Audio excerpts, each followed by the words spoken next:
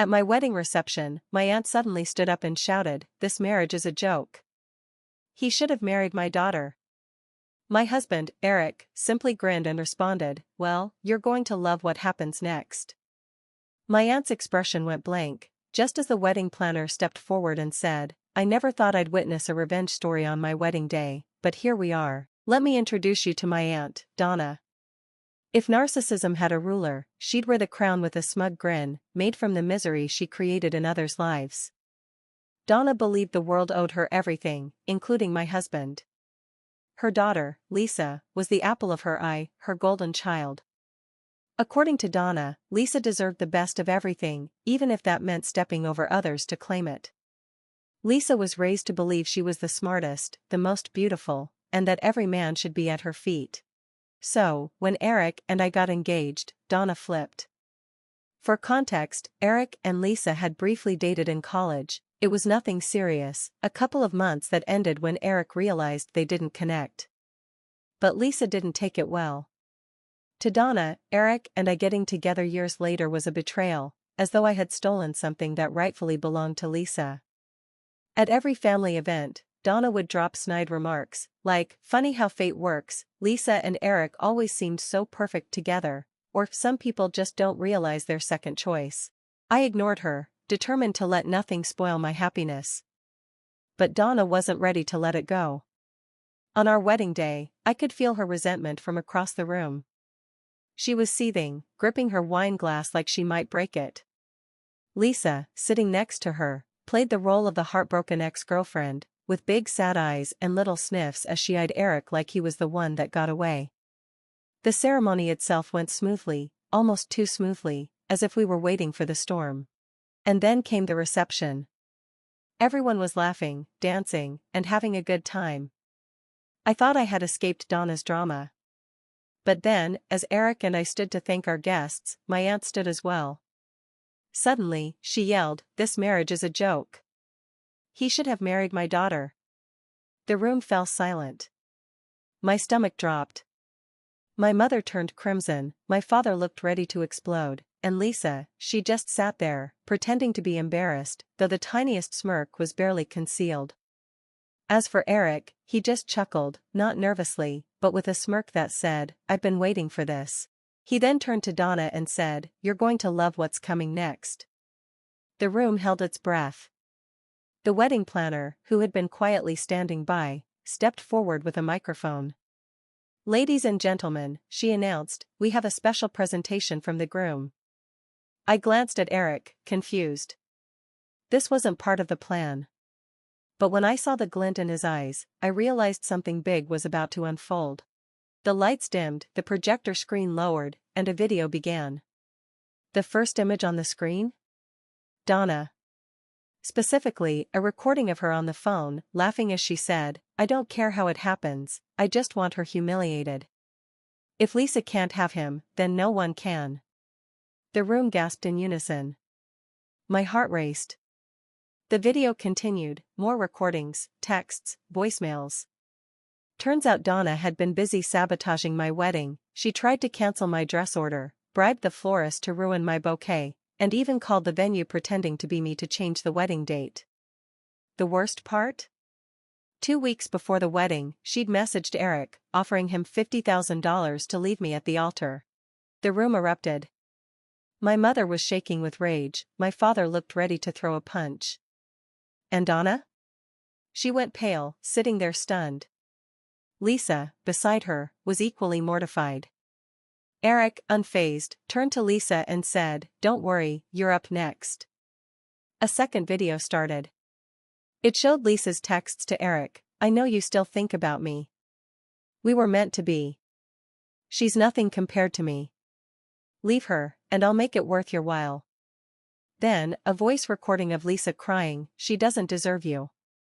I should be the one in that dress. If you don't leave her, I'll make sure she never has a happy marriage. I'll ruin her." The room was dead silent. Donna and Lisa looked as if they wished they could vanish.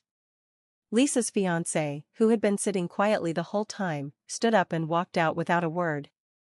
Donna tried to stammer something, but my father, who had been eerily quiet, stood and pointed to the door. Get out. She hesitated. No, and just like that, Donna and Lisa were escorted out.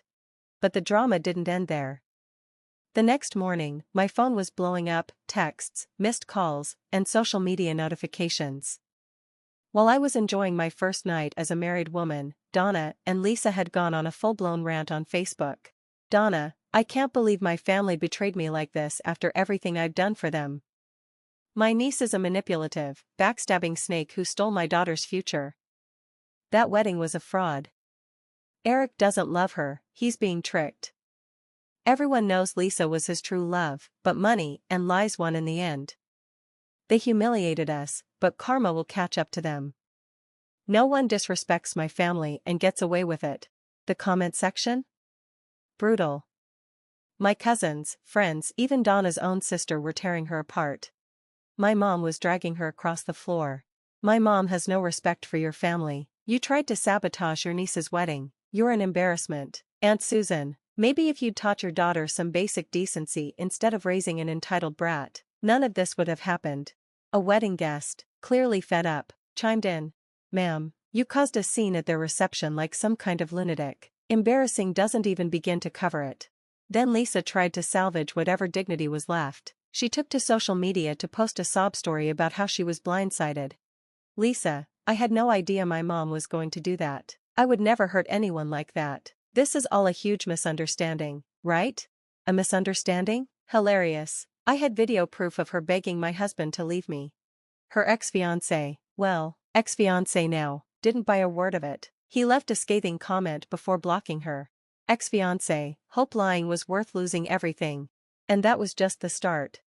Lisa's fall from grace had only just begun. First, she lost her fiancé, but the real destruction followed.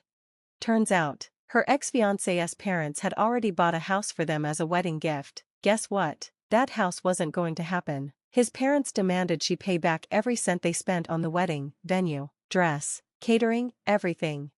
And Lisa? She didn't have that kind of money, so she ran to Donna for help. Except Donna was broke too. That same day, while she was going on a Facebook rant, she got fired from her job. Donna's collapse. Let's be clear, Donna had worked at the same company for 15 years. She wasn't at the top, but she was well liked and respected. Or, she was, until her boss saw the wedding video.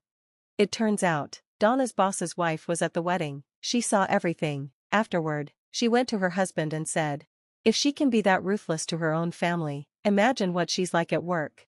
So, her boss dug into Donna's work history, and guess what he found?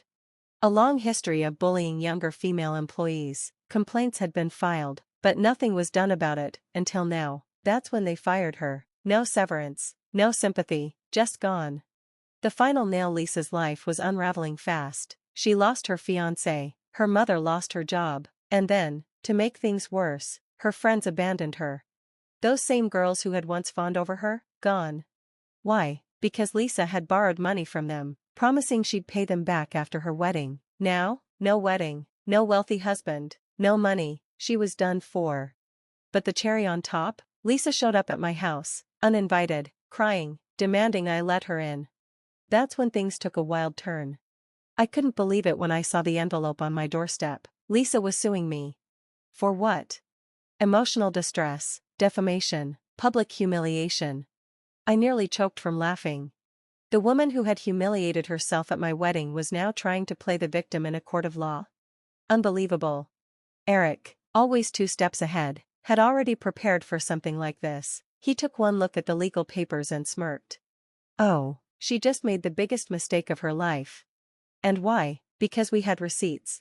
Screenshots, voice recordings, video footage, and witnesses. Lisa wasn't going to lose, she was going to get obliterated. The courtroom showdown. A month later, we found ourselves in a courtroom. Lisa and Donna sat at their table. Donna was whispering frantically to their lawyer, while Lisa wiped away fake tears. The lawyer stood up, cleared his throat, and began.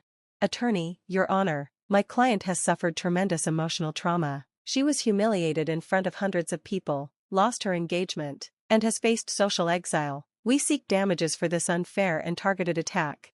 I had to bite my tongue to keep from laughing. Unfair and targeted attack? She literally tried to steal my husband. My lawyer stood up next. "My lawyer, Your Honor, I'd like to present Exhibit A." And then, on the big screen, the recordings began. First came Lisa's text messages to Eric, her voicemails, begging him to leave me, and then, her own voice, "She doesn't deserve you, I'll ruin her." The courtroom went dead silent. Next came Exhibit B, emails, texts, messages from Donna bribing wedding vendors to sabotage my day, Lisa mocking me behind my back. By the time the last clip played, the one where Lisa threatened to destroy my marriage, their lawyer looked like he wanted to crawl under the table. The judge, adjusting his glasses, turned to Lisa. "Judge, Miss Carter, do you have anything to say in your defense?"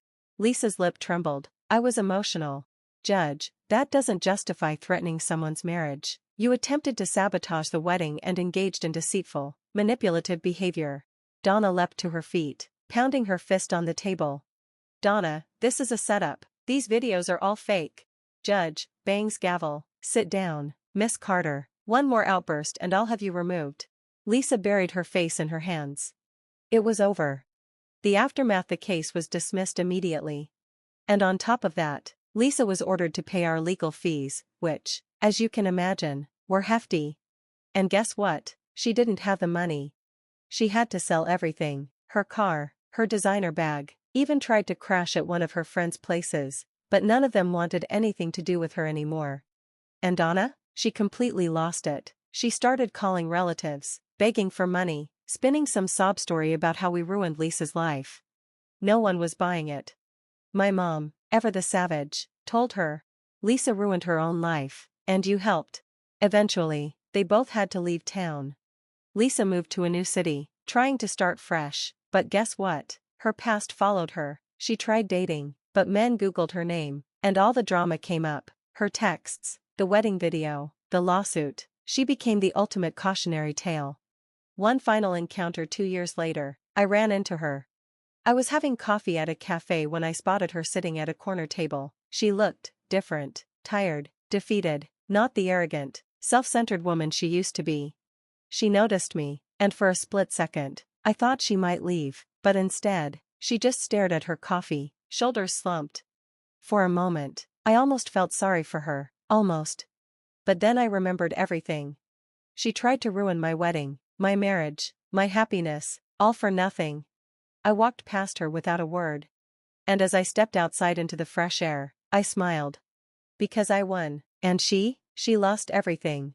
Final thoughts: looking back, I don't regret a single thing. Donna and Lisa got exactly what they deserved. I used to believe that karma would take care of people like them. But sometimes, karma needs a little help. Thanks for watching, and I'll see you in the next video. Stay stunned.